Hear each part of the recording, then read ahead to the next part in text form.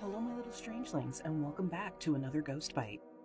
While I was on board the USS Yorktown, I happened to meet one of the veterans who served aboard her for at least 1 year of his naval service during the 1950s. While he said he wasn't in any combat, he did tell me that he was personally witness to at least 2 deaths on board, something that I absolutely did not ask. I confess, I have a superpower of sorts, my little strangelings.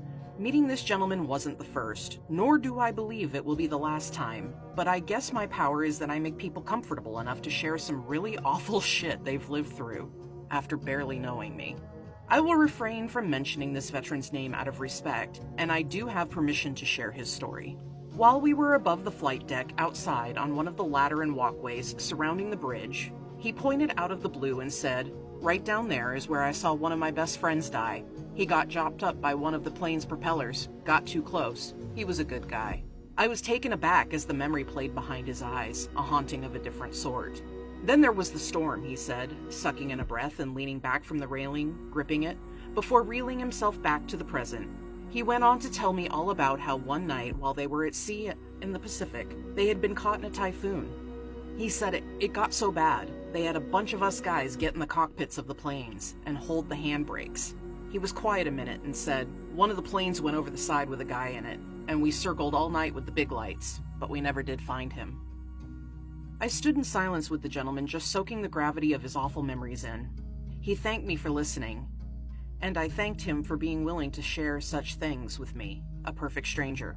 I felt lucky, as a paranormal investigator, to get such an inside glimpse and insight into the history of the ship from someone who lived aboard her for a year of his service. But it was still a very heavy thing. 141 men died aboard the USS Yorktown, which was first pressed into the service in 1943.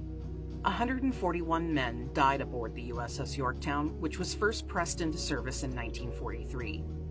She subsequently went on to serve in 3 wars: World War II, the Korean War, and finally she served during the Vietnam War.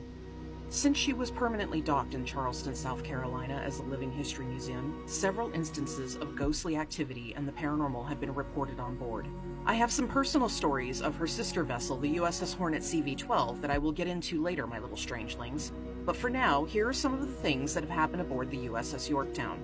A photo of a full-bodied apparition in flight suit was taken as the apparition sat within one of the helicopters that resides on the flight deck.